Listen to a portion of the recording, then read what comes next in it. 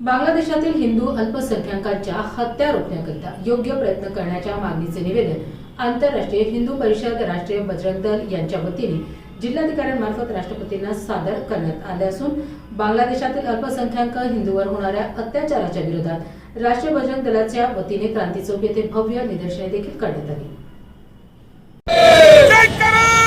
वीर बजरंगी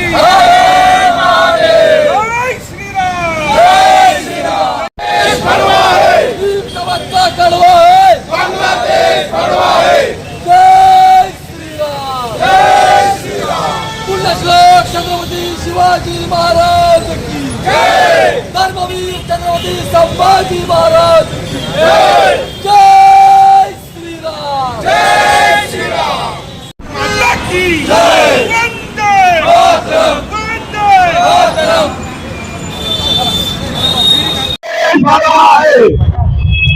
श्री रामचंद्र की जय। बांगलादेशाच्या विरोधात आपण निदर्शने केले।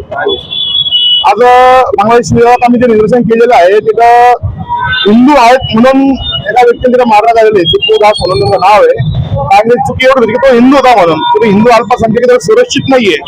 जर बांगलादेशामध्ये जर असं हिंदूंना टार्गेट करून मारण्यात येत असेल तर भारत देशातील राष्ट्रीय बजरंग दलाचे बजरंग दलाच्या पद्धतीने त्यांना तिथं बॉर्डरवर जाऊन बांगलादेशामध्ये घुसून त्यांना आमच्या पद्धतीने त्यांना उत्तर देऊ। भारतात आणि महाराष्ट्रात हिंदू विचाराचं सरकार असल्याचा गौरव केला जातो, याकडे कसं बघतात? सरकार कोणत्याही विचारधारेचे नसते, जे फक्त गौरव केला जातो। हिंदूंना स्वतःची लढाई स्वतः लढावं लागतं। तासला पहिले पोलीस स्टेशन मध्ये दाखवलं गेलेलं, पोलीस स्टेशन मधून तुम्ही पोलिसांच्या समोर तासला जनतेच्या हवाली केलं गेलं।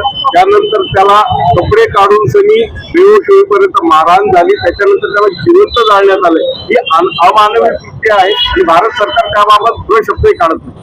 आमची विनंती आहे भारत सरकारला, राष्ट्रीय बजरंग दलातर्फे, तर तुम्ही त्या हिंदू व्यक्तीसाठी तिथं योग्य आवाज उठावा। सैनिक नाही त्यांनी आवाज उठवलं की समजा सैन्य पाठवावं तिथे, नाही तर राष्ट्रीय बजरंग दलाच्या हातात देऊन टाका। मी आमच्या पद्धतीने बघून घेऊ। मला परवानगी दिली आम्ही बांगलादेशमध्ये हिंदू हा अल्पसंख्याक आहे आणि बांगलादेशमध्ये अल्पसंख्याकावर हमल्यामध्ये वाढ झालेली आहे, असं बघायला ते खूप वारंवार गोष्टी होत आहे। तिथे बांगलादेशामध्ये हिंदू मंदिर सुरक्षित नाहीये, हिंदू महिला सुरक्षित नाहीये, हिंदू व्यक्ती सुरक्षित नाहीये। जाणून बुजून तो हिंदू आहे म्हणून त्याला मारण्यात येत आहे, कारण की त्याला जेहेती मानसिकता खूप वाढलेली आहे। त्यामुळे असा हा विषय होता। बांगलादेशमध्ये जे दीपचंद्र दास म्हणून एक हिंदू युवकाची हत्या करण्यात आली, त्याच्या निषेधात आज आम्ही क्रांती चौक आंदोलन केलेलं आहे। आणि भारत सरकारला आमची डिमांड आहे की त्यांनी सैन्य कारवाई करावी बांगलादेशमध्ये घुसून, किंवा आम्हाला राष्ट्रीय बजरंग दलाला बांगलादेशमध्ये घुसण्याची परवानगी द्यावी। आम्ही त्यांना बांगलादेशवर सैन्य कारवाई करून हा प्रश्न मिटेल असं आपल्याला वाटतं? हो, नक्कीच मिटेल सर। कारण की बांगलादेशमध्ये हिंदू हा अल्पसंख्याक झालेला आहे, मुस्लिम समाजाचं प्राबल्य वाढलेलं आहे।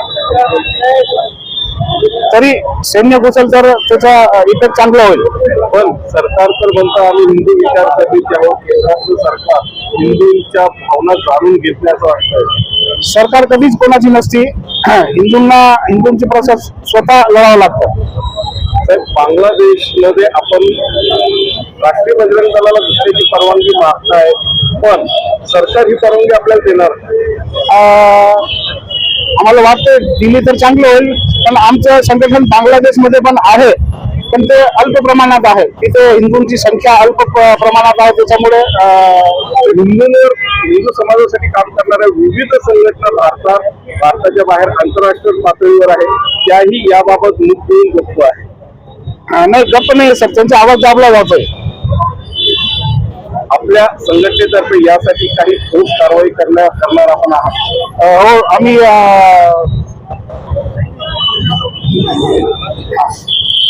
हिंदूंबद्दल जर बांगलादेश हिंदूंबद्दल दखल घेतली नाही गेल्यास आम्ही पंतप्रधान कार्यालयावर थेट मोर्चा काढणार आहे आणि राष्ट्रपतींना पण या बाबतीत कळवणार आहे की लवकरात लवकर त्वरित कारवाई करावी। सुभाष मकरिया, राष्ट्रीय बजरंग दलाचे प्रांत होते।